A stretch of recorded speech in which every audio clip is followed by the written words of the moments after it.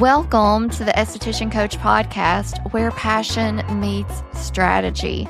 I'm your host and esthetician coach, Amber Boone, and each week we're talking strategies, solutions, and mindset to build and attract your best life and career yet.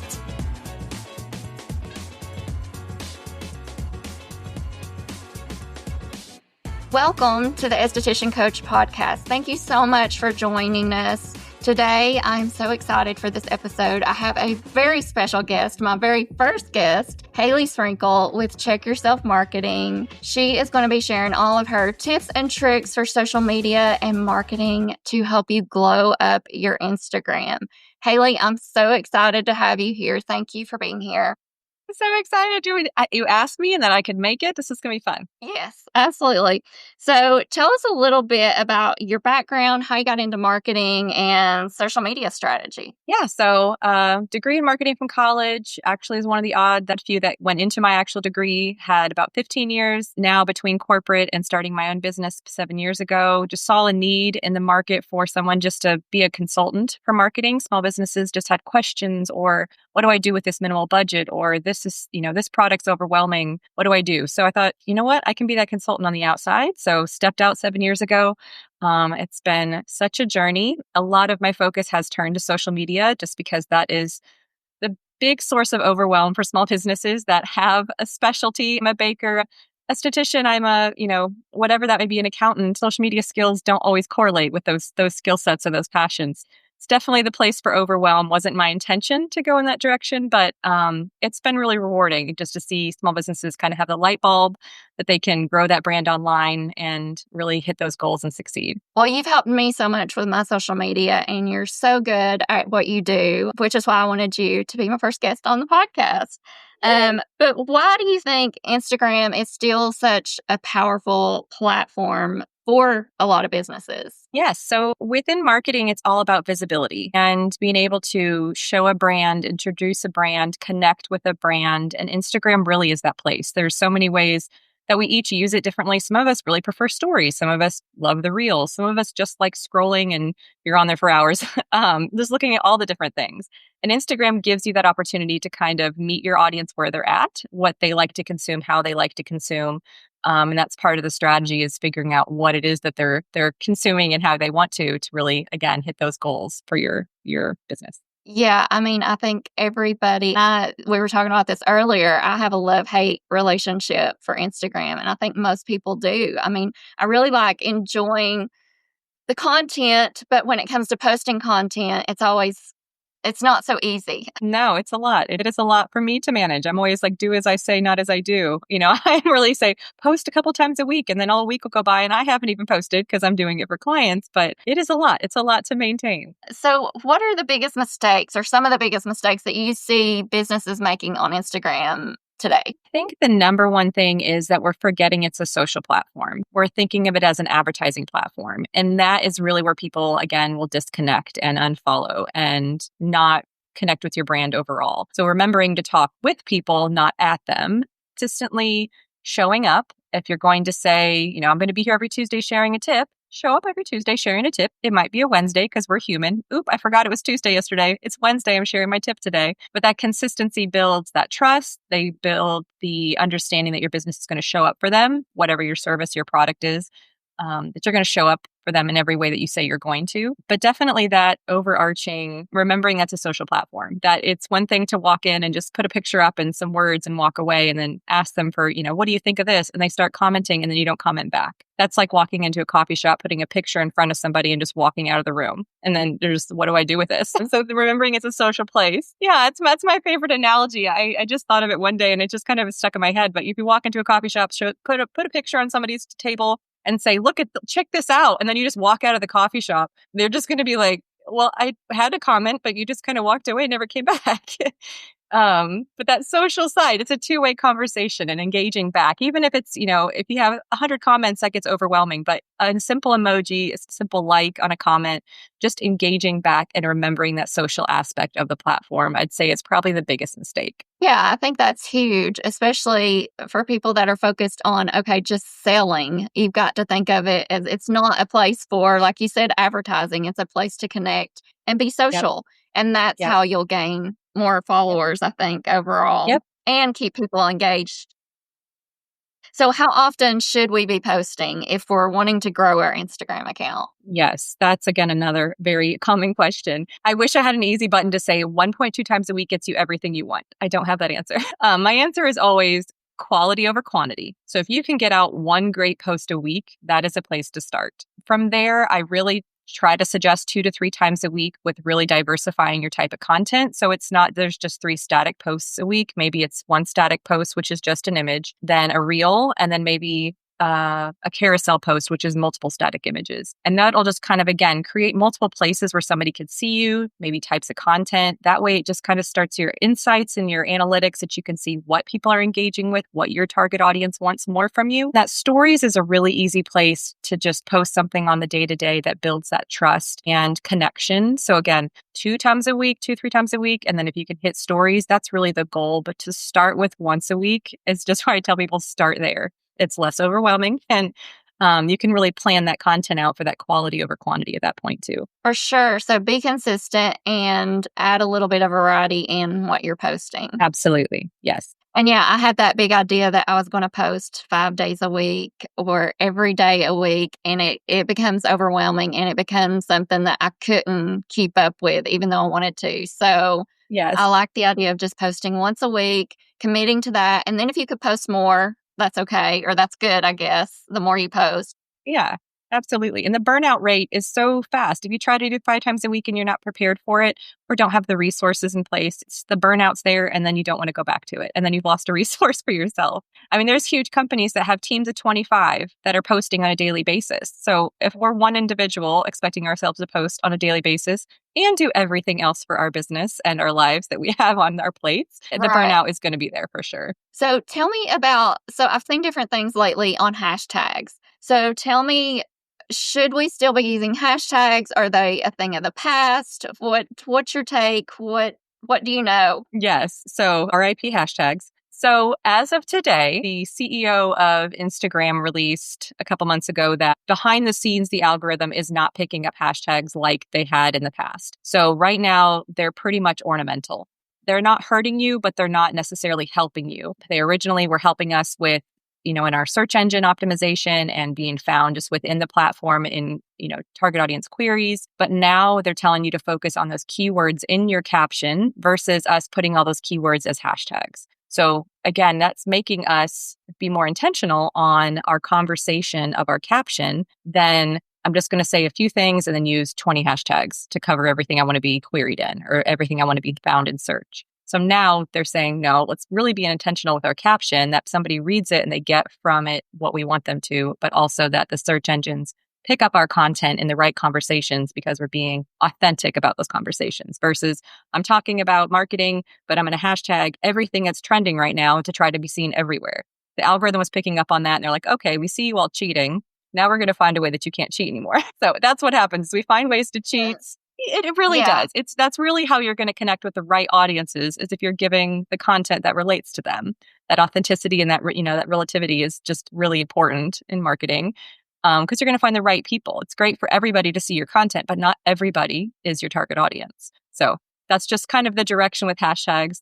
I'd like to say they're dead just because that way we get them out of our head when it comes to strategy. But again, you can put them there. It's almost intuitive for me just to want to add them just because we're so used to it, even just in our dialogue when we talk about social media. I go to that Justin Timberlake hashtag, their SNL skit every time. But again, it's really that quality of those keywords within your caption that's going to get you seen and help you towards those goals and those successful points. Okay, so hashtags are out. I shouldn't be adding them anymore. Yep. I mean, I'm again, it's not going to hurt you. You can still do it. To me, I see them almost as emojis now. Yeah. They're almost just ornamental like emojis. Okay.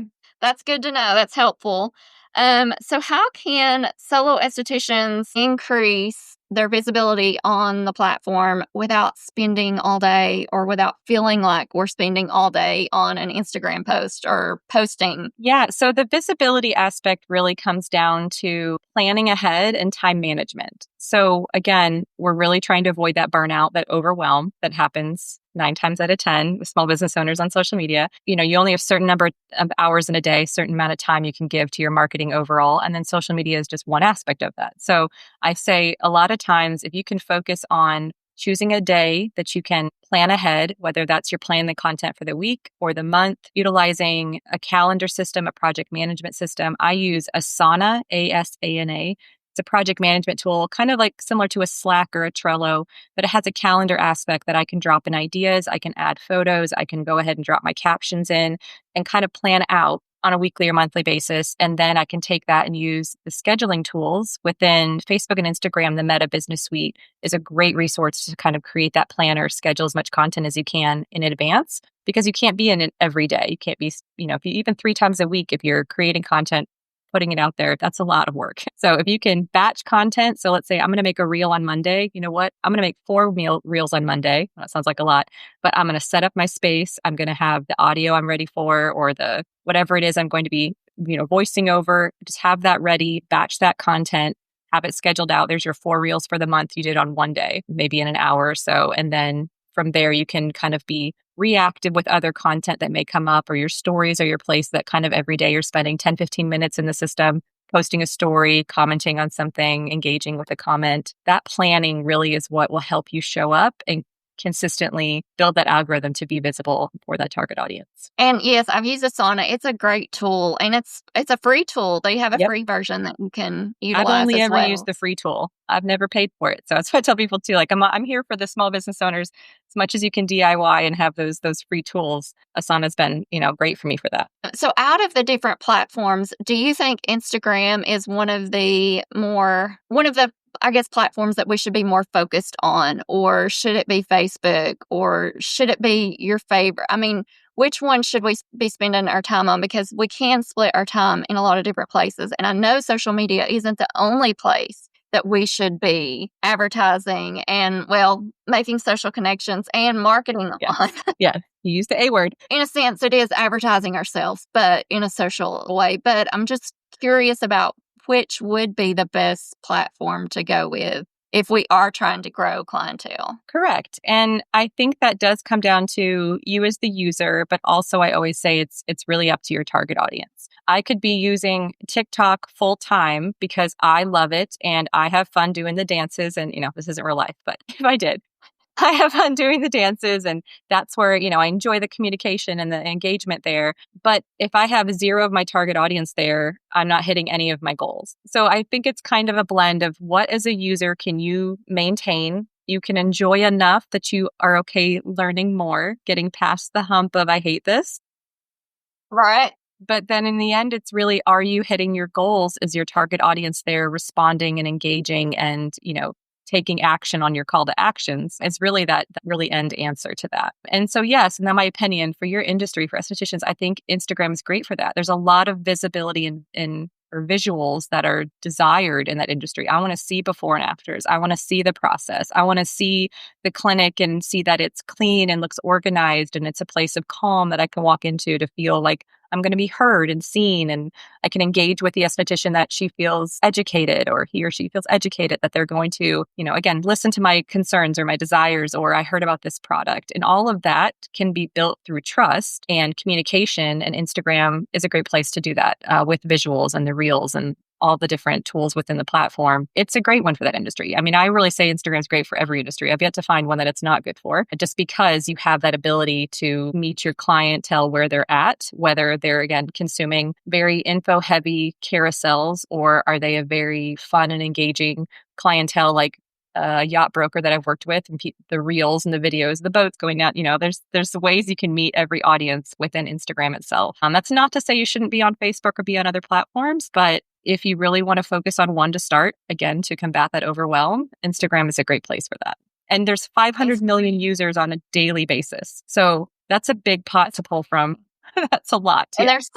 there's something on Instagram for everybody. But like you were saying, I love before and afters and creating that consistency of showing up and creating that trust, building that trust with your clientele. It's a great place to start. Crucial. But also, as you mentioned, wherever your audience is. So if you have more on Facebook that's following you, that might be better for your business, but still don't neglect maybe Instagram. Again, back to that one post a week would be great too. Yeah. And those two platforms are connected through Meta Business Suite. So you can always, if one maybe you want to be on more engaging more, but the other one has some audience, you can just be sharing the same content to both. And it's okay that they're copycat. There's some things that just you have to be careful if there's links in your Facebook caption that they don't correlate over to Instagram, because of course you can't click on them yet. Hopefully one day they'll change that. But there's nothing to say you can't just post the same content to both of those if your audiences are similar, just to kind of have that growing at the same time. Okay, so there's no rule that we have to post different things on different platforms. No, I mean, it really, in the end, if somebody sees all of your same content on every platform, they note, oh my gosh, they're putting the same thing on every platform. Well, good for you that person's seeing all of your content and all their platforms, because that means you're showing up and you're being seen. But there is a case, if there's certain information that I might share one version on Instagram and Facebook, and then a varying version on LinkedIn, just because that conversation's a little different, a little more professional on LinkedIn, maybe a little more thought leadership versus it being kind of a funny humor side on Instagram and Facebook. So there are platforms, but between Facebook and Instagram specifically, there's a lot of commonality in just the platforms as well as the target audience for your business. So it's not going to hurt you. That's helpful. So what are 3 simple things that estheticians could do this week to boost their engagement? This week, right now. Okay. This week. Sit down and write out an idea or ideas for a week-long content plan. That might be you can plan 5 posts, but you only get to 2. But sit down and make a plan. So that'd be step 1, whatever that looks like, a week, a month, 3 months if you feel like taking it on. And then number 2, I would say utilize those varying parts of Instagram. So if you've really only been focusing on making a post, start to kind of play with stories. Try another version of that content, diversifying it, whether you're playing in stories or creating your first reel. One, just start with one. And sometimes it's just recreating it, but you finally need to hit post, and it's going to feel scary, but really trying out those other pieces within the tools would be another great one. And then maybe going after some of the features like the polls or the quizzes that you can add in. That'll kind of help you. You can position it in a way to say, what content are you most interested in? You can really use those polls and quizzes to help you plan your content. So ask your audience, what do they want from you? Do you want more myths on skincare? Do you want more before and afters? Or do you want more behind the scenes me, performing a procedure? Ask the audience and see what they say. And you might get an overwhelming, we love before and afters, which is generally the answer. But then it's just confirming, hey, you all said you wanted before and afters. So you can tell them basically that you're listening. Here's some before and afters from the past month or this specific procedure that you're trying to get traction on. That's kind of what I'd say. Plan ahead, utilize the different varying repurposing content, as well as utilizing those other features that we may be overlooking. I love that. So for estheticians juggling clients and social media, like we've talked about, what are some of your favorite time-saving tools or systems? I know we talked about Asana. Do you have any other that you can give us? There are some great, so if you're going to be in multiple social media platforms, not just Instagram or even just Instagram, there's other great tools that'll help you with that time saving beyond Meta Business Suite. So there's Later, which is very Instagram specific to help you plan and schedule. They have great tips and reminders on what the national holidays are. It's just kind of a great place to be in there creating content, scheduling content, planning ahead. There's another one called Hey Orca, like the whale, Orca whale. That's another great planning tool that you can, again, plan and schedule LinkedIn, Instagram, TikTok, if you have multiple platforms that you're on, which that's a great goal to be on if your audience is in multiple places. But they'll help you keep all that organized, your analytics, what's working, what's not. Those will kind of help with that time saving efficiency, especially down the road, as well as utilizing the Canva template. So it's great to have an idea of a visual you want, but sometimes we get in a time block or a creative block and I can't think of what I want to get out of my brain. Going through the Canva templates, looking through, the different options, but then also going to ChatGPT, using your AI tools. Not all of us are AI fans, and I totally respect that, but ChatGPT is a time saver trifold. You can go in there and say, give me just 3 ideas for content next week and give it some background. So say I'm an esthetician, my target audience is men and women age 25 to 45. Give it some background and then ask, can you give me some content ideas for Instagram specifically, repurposing content between stories and reels? Again, the more you prompt AI, the more it's going to give you exactly what you want. But still take that and remember your brand. Remember to humanize it. It is still a robot giving you ideas. So remember, okay, that's great to talk about National Peanut Butter and Jelly Day, but I have to remember that I'm an esthetician and it doesn't necessarily correlate unless you have a peanut butter and jelly face mask. I don't know. That sounds like an allergy waiting to happen. Sure. Just remembering that the AI has no human side to it. There's no empathy. There's no, knowing what's happening in today's world. There's only so much information it can pull from. So, but that's a great time saver, is just using the tools that are out there. I mean, for so long we used Google to search, or I even used Pinterest to search if I was in a creative block. Yeah. ChatGPT is not much different than that. It is still pulling from those exact same sources, pulling from the internet, what's already out there. But it is the learning aspect, that it's learning you, it's learning how you prompt, how you like information. The more you secondary prompt, it's going to kind of learn how you want things in the end. So that part can be intimidating, but again, it's just another tool, another system that we can use for whatever it makes sense for you and your business. Yeah, I'm glad you mentioned it because I use it all the time. It really helps you, like you said, when you're in that creative block or you can't think of something, it just gives you some ideas to play off of. Yeah. And just gives you, a direction sometimes. Yes. And sometimes we need that. Sometimes I feel like I'm going in 1,000 directions and I have to sit down and be creative. And I'm like, I can't be creative. All I'm thinking about is my taxes in 2 weeks. And then this meeting I have going on. And then this thing I've been postponing for weeks. Right now. So yeah, it's a good place to just, again, if it's a time-saving thing you're looking for, ChatGPT and there's other resources are definitely the place. So are there any trends right now going on, stories, lives, broadcast channels, anything that estheticians should be jumping on and sharing with their audience? Yeah, I mean, the word trend is really taken such a different feeling because through 2020, when we were really jumping on these social media trends, right? There's always been social media trends, but really 2020, when there was the dances and the different things that you jumped on it and you went viral as well, or you jumped on it and, the better potential to be viral. Really trends right now, I like to focus on, within your industry, it doesn't hurt to see what other people are doing and what's working for them because you have very similar target audiences, right? And nothing to say you're out to steal their target audience. You could be watching an esthetician in Colorado, different target audience, different actual humans coming into clinics, but similar target audiences as in things they, connect with, their pain points. Yeah. So really staying on top of the trends within your industry is just sometimes keeping a foot on what's happening, what they're engaging with. Right now, overall, within Instagram specifically, the trend are the 5 to 7 second reels. And that's hardly any time to do anything, but it's the really quick, just funny little audios or of, just snarky comments and, you just doing some pose, which is the 5 to 7 seconds. Yeah. But it's trending because we watch it more than once, which immediately gets you an algorithm boost because you're trying to read what somebody's wrote, or again, you're kind of playing into their algorithm tricks. But those 5 to 7 second reels, whatever those look like, those are the ones that are really taking off right now and getting people some visibility that they might not have had before. And that's as of today. Yeah, tomorrow it could change.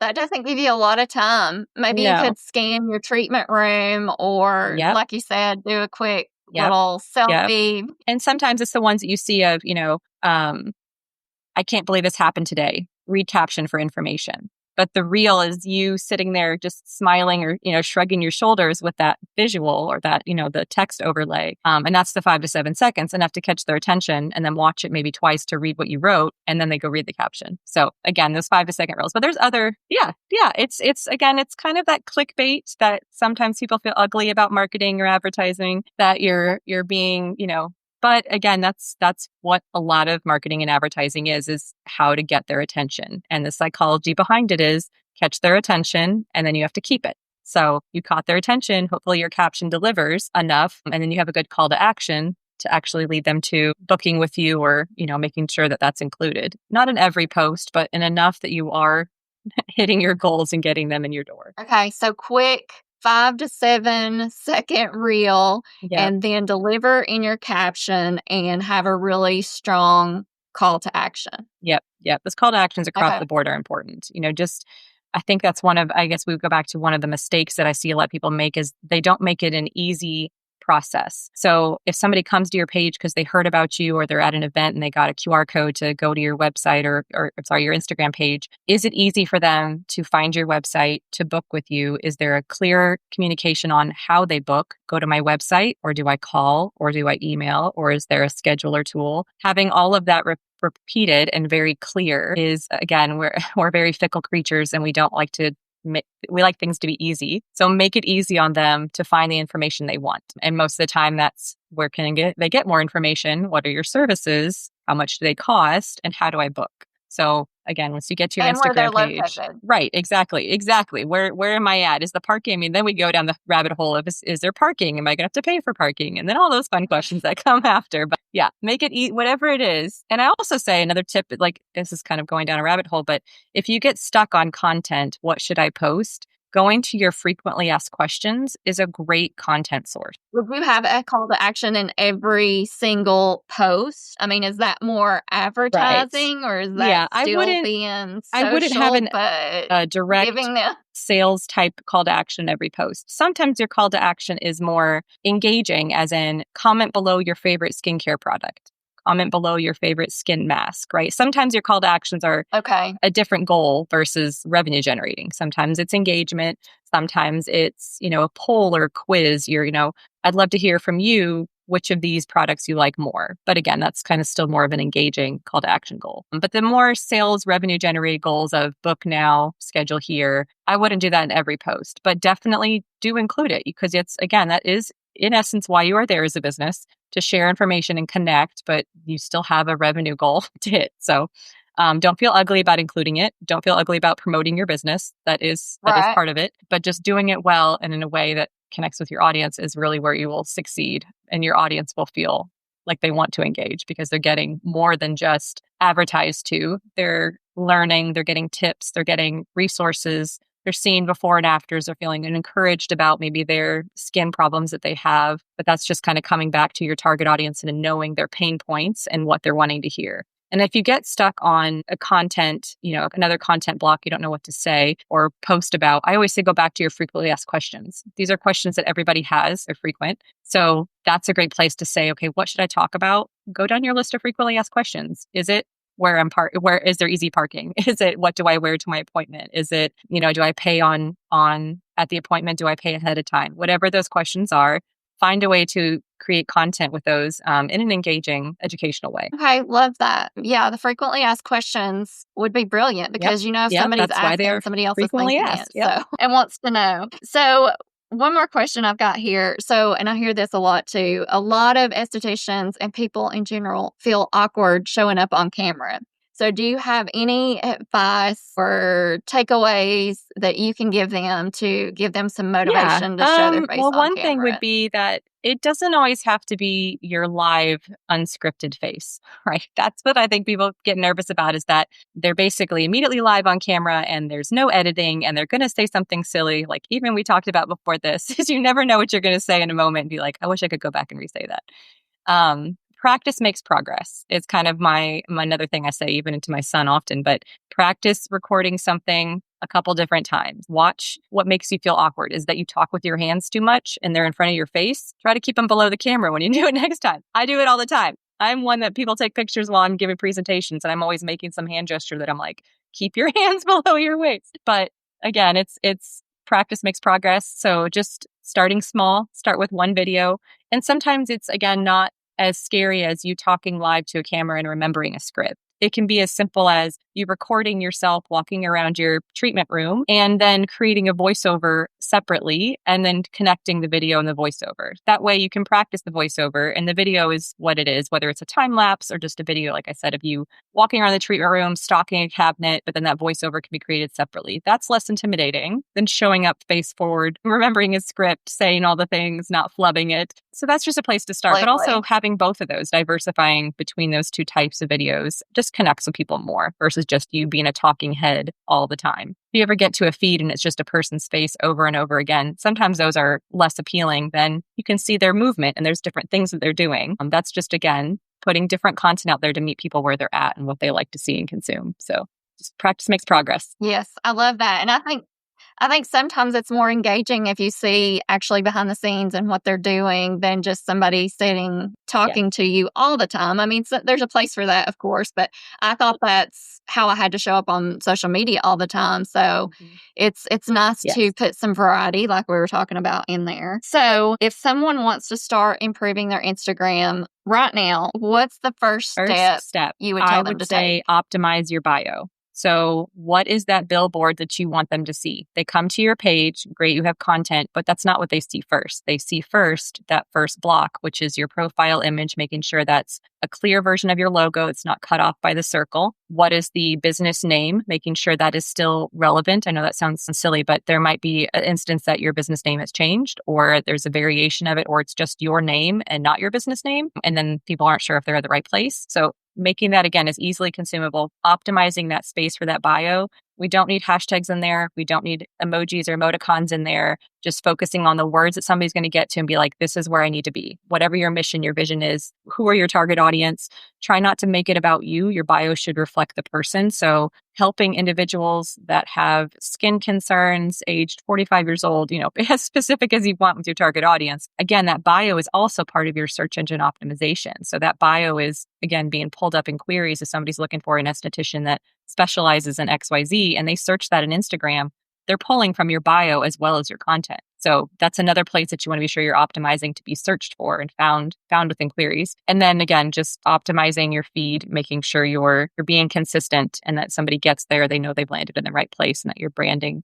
I love that. So how can people connect with you and find out a little bit more about what you're doing? I know you just recently started and launched a new endeavor. Again, it's a great conversation to have, but my Instagram is my number one place. I don't even really hand out business cards anymore, but my website also has a lot of great information. I just had it updated. Again, do as I say, not as I do. I finally had somebody take a look at my website after I DIY'd it too many years ago. But my website has a lot of great information about, it's just the small business ownership life, right? I can help everybody with theirs, but then getting to mine is the worst. But yes, my website, checkyourselfmarketing.com, the Czech like Czech Republic, CZECH, checkyourselfmarketing.com. And then my Instagram is Check Yourself Marketing with lower underscore lines between the words. But that's just really where I keep things up to date. I did launch a small business marketing courses I'm calling Big Marketing Labs. The BIG stands for branding, innovation, and growth. From that, the content just ranges from maximizing your social media pages to content creation, doing Canva tutorials next month. And it's just been a great place for small business owners, personal brands, nonprofits that just have skill sets that they feel they are deficit in or they really want to grow in to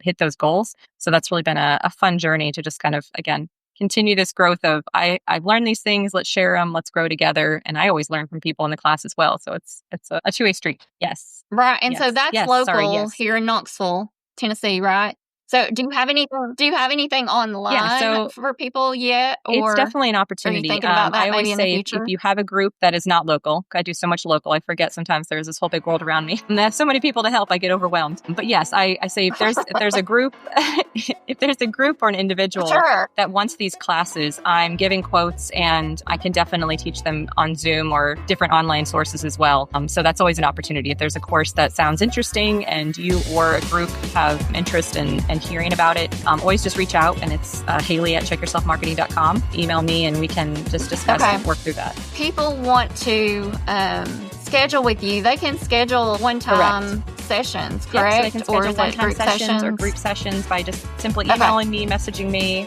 through my Instagram, and we can just discuss what that need is, what that content is, and do it over Zoom is kind of my go-to source. But yeah, the classes that I've created, they're consumable from just about anywhere. Okay, perfect. Well, I will put all of Halee's email and her Instagram in the notes below so you can go down and find it easily if you're driving and you can't write this down. But Halee, thank you so much for being here. Yeah. Maybe we can do this again in the future. Yes, I loved having you on. Thank you for all your tips. They are so helpful, and I know they're going to help a lot of estheticians.